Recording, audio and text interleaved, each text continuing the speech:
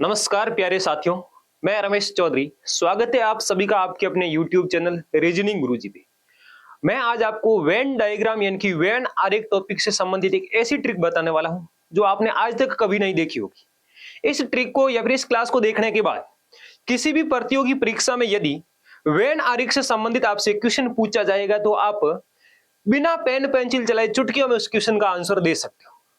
तो वेन आरेख का मतलब होता है कि हमारे सामने कुछ एक संख्याएं लिखी होती है या फिर कुछ एक शब्द लिखे होते हैं, उनका हमें आरेख बनाना मतलब चित्र बनाना होता है। वेन आरेख हमेशा तीन टाइप का बनता है। एक तो इस प्रकार से सभी वाला, एक बनता है कुछ वाला और एक बनता है कोई नहीं वाला। यानी कि अगर सभी में आपस में सभी का संबंध होगा तो डायग्राम इस प्रकार का बनेगा। यदि आपस में कुछ कुछ का संबंध होगा तो डायग्राम इस प्रकार का बनेगा। यदि इस प्रकार से शब्द लिखे हुए जिनके बीच में किसी प्रकार का कोई संबंध नहीं है, उनका डायग्राम इस प्रकार से बनेगा। तो यहां से देखिए किस किस टाइप के क्वेश्चन बनते हैं। आज के क्लास का पहला क्वेश्चन है हमारे सामने। उस वेन आरेख का चयन करें जो निम्नलिखित वर्गों के समुच्चय, समुच्चय का मतलब होता है ग्रुप, इनके उस ग्रुप के बीच में संबंध को सर्वोत्तम तरीके से दर्शाता है, वह हमें पहचान करके यहां से बताना है कि इसका डायग्राम सही से कौन सा बनेगा। सबसे पहले वर्ष लिखा और फिर माह लिखा और फिर दिन लिखा हुआ है। यहां से हमें वह डायग्राम देखना है जो कि सर्वोत्तम संबंध दर्शाता है, यानी कि सबसे अधिक जिसका अच्छे से डायग्राम बनता है। देखिए दिन से मिलके क्या बनता है, दिन से मिलके महीने बनते हैं, तो पूरे के पूरे दिन महीने के हिस्से होंगे और महीनों से मिलके वर्ष बनता है। यानी कि यहाँ पे इस प्रकार का डायग्राम बनेगा। सबसे अंदर आएगा दिन, सबसे अंदर आएगा डे, उसके बाद में आएगा मंथ और उसके बाद में आ जाएगा ईयर। यानी कि डे से मिलके क्या बनता है, डे से मिलके मंथ बनता है और मंथ से मिलके ईयर बनता है। इस प्रकार का जो भी डायग्राम होगा वह हमारा सही आंसर होगा। यानी कि यहां से सी ऑप्शन हमारा एकदम सही है। अगला क्वेश्चन देखिए क्या है। शिक्षित, अशिक्षित और लोग दिया हुआ है। क्या शिक्षित व्यक्ति अशिक्षित हो सकता है? क्या शिक्षित व्यक्ति कभी भी अशिक्षित नहीं हो सकता है? अशिक्षित व्यक्ति कभी भी शिक्षित नहीं हो सकता है। इसका मतलब शिक्षित और अशिक्षित के बीच में, शिक्षित और अशिक्षित के बीच में किसी प्रकार का कोई रिलेशन नहीं होगा। यदि यह डायग्राम शिक्षित व्यक्तियों का है तो यह डायग्राम है जो अशिक्षित व्यक्तियों का हो जाएगा। उसके बाद में लिखा हुआ है लोग। क्या शिक्षित व्यक्ति भी लोग होते हैं? बिल्कुल शिक्षित व्यक्ति भी लोग होते हैं। क्या अशिक्षित व्यक्ति भी लोग होते हैं? बिल्कुल अशिक्षित व्यक्ति भी लोग होते हैं। यदि इस प्रकार का डायग्राम होता तो हम इसको सही बताते, क्योंकि शिक्षित और अशिक्षित है तो सारे के सारे लोग ही।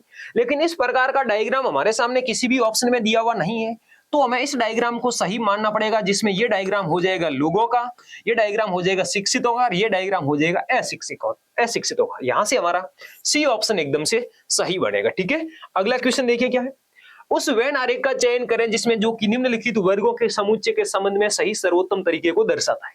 माताएं, महिलाएं और बहनें। अब देखिए माताएं, क्या सभी माताएं महिलाएं होती है? बिल्कुल सभी माताएं महिलाएं होती है। क्या सभी बहनें महिलाएं होती है? बिल्कुल सभी बहनें महिलाएं होती है।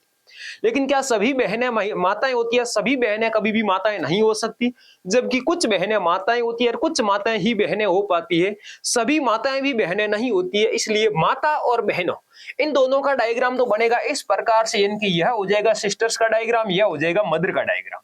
लेकिन ये दोनों की दोनों है क्या? ये दोनों की दोनों फीमेल है, यानी कि यह डायग्राम बन जाएगा फीमेल का। तो कुछ महिलाएं बहनें हैं या फिर कुछ माताएं बहनें हैं या फिर कुछ बहनें माताएं हैं, जबकि सभी माताएं और सभी बहनें महिला हैं। इस प्रकार का जो भी डायग्राम होगा वह हमारा सही आंसर बनेगा। यानी कि यहां से हमारा सी ऑप्शन एकदम से सही है। एक बात और सुन लेना, कहीं पे भी यदि हमें पति और पत्नी के बीच का इस प्रकार से वेन आरेख में क्वेश्चन पूछे तो पति पत्नी के बीच में किसी प्रकार का कोई रिलेशन नहीं होता है। हस्बैंड और वाइफ वेन डायग्राम में हमेशा अलग अलग होंगे। मान लो ये हस्बैंड का डायग्राम होगा तो ये वाइफ का डायग्राम हो जाएगा। लेकिन दोनों के दोनों फैमिली मेंबर होते हैं, यानी कि परिवार के हिस्से हमेशा होते हैं। तो जब पति पत्नी और परिवार लिखा हुआ है तो हमें डायग्राम इस प्रकार से बनाना होता है। अगला क्वेश्चन देखिए। अब देखिए क्वेश्चन पूछने का दूसरा फॉर्मेट ये भी हो सकता है। पहले क्वेश्चन के अंदर शब्द देखिए, उसके बाद में हमें कुछ डायग्राम दिए जाते हैं, और दूसरा फॉर्मेट बनता है यहां से क्वेश्चन पूछने का कि डायग्राम देखिए उसके बाद हमें ऑप्शन पूछा जाता है, इनमें से कौन सा ऑप्शन एकदम से सही है।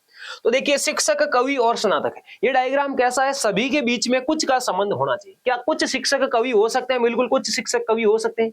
क्या कुछ कवि स्नातक हो सकते हैं? बिल्कुल कुछ कवि है जो स्नातक हो सकते हैं। कुछ स्नातक कवि भी हो सकते हैं, कुछ स्नातक शिक्षक भी हो सकते हैं। इसलिए ये डायग्राम यदि शिक्षक का होगा, ये डायग्राम कवि का होगा और यह डायग्राम है जो स्नातक का हो जाएगा। तो यहां से हमारा ए ऑप्शन ही एकदम से सही बनेगा, यानी कि ये डायग्राम है जो ए ऑप्शन का है। बाकी वाले किसी भी ऑप्शन का इस प्रकार से डायग्राम नहीं बनेगा। अगला क्वेश्चन देखिए क्या है। अगले क्वेश्चन में निम्न आरेख में आयत शहरी को, अब देखिए इस प्रकार का एक डायग्राम होता है, इस डायग्राम के अंदर जो भी अक्षर लिखे हुए होते हैं, इन अक्षरों के बारे में है जो हमसे कुछ एक क्वेश्चन पूछा जाता है। निम्न आरेख में आयत शहरी को, यानी कि आयत के अंदर जो भी लोग हैं वे सारे के सारे शहरी व्यक्ति है। उसके बाद में त्रिभुज है जो परिश्रमी को, त्रिभुज किसको दर्शा रहा है, त्रिभुज दर्शा रहा है परिश्रमी को। वृत्त दर्शा रहा है शिक्षित को, यानी कि वृत्त के अंदर जो भी लोग हैं वो सारे के सारे शिक्षित है। यहां से हमें पूछा जा रहा है, देखिए पूछा क्या जा रहा है, जो जो शब्द है शहरी है, शिक्षित है और उसके बाद में परिश्रमी है, तीनों के तीनों शब्द है। इसका मतलब तीनों डायग्राम के अंदर या फिर तीनों आरेखों के अंदर जो भी अक्षर कॉमन है वही हमारा आंसर बनेगा। तो यहां से देखिए तीनों डायग्रामों में कौन सा अक्षर कॉमन है, सी अक्षर कॉमन है, तो डी ऑप्शन में लिखा हुआ अक्षर सी हमारा सही आंसर बनेगा। अगला क्वेश्चन देखिए क्या है। अगले क्वेश्चन में निम्न आरेख में आयत है जो विवाहित को, यानी कि आयत के अंदर जो भी है वो सारे के सारे मैरिड है। त्रिभुज है जो डॉक्टर्स को है, त्रिभुज किसको दर्शा रहा है, डॉक्टर को। और व्रत है जो प्रोफेसर को, व्रत किसको दर्शा रहा है, प्रोफेसर को दर्शा रहा है।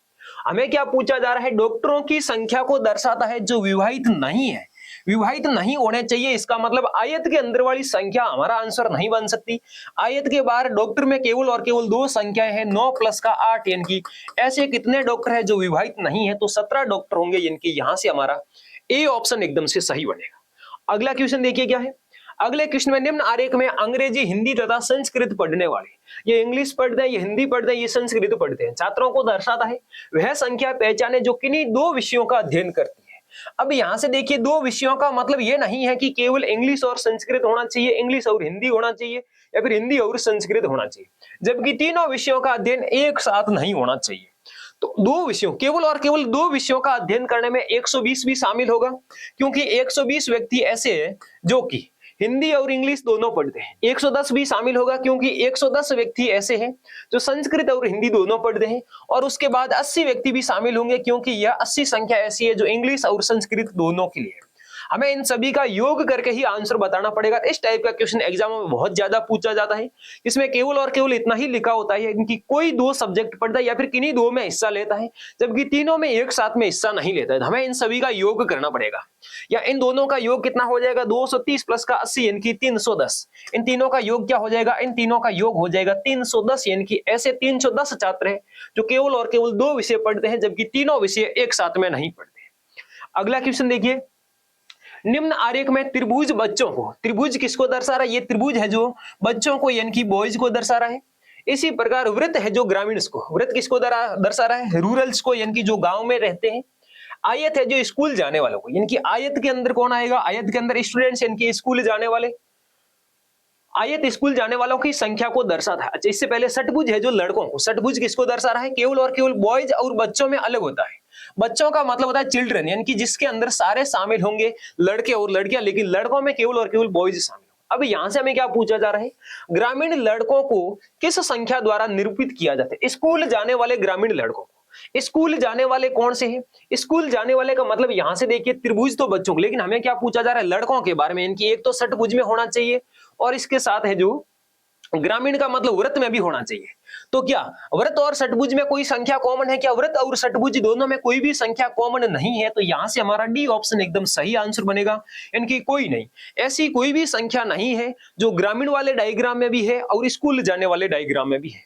तो ये था हमारा आज का एक छोटा सा चैप्टर। उम्मीद करता हूं कि पूरा क्लास आप सबको बहुत अच्छे से समझ में आया होगा। अगर क्लास अच्छे से समझ में आ चुका है तो क्लास को लाइक करें, अपने दोस्तों तक शेयर जरूर करें, साथ ही साथ रीजनिंग गुरुजी चैनल को सब्सक्राइब जरूर करें।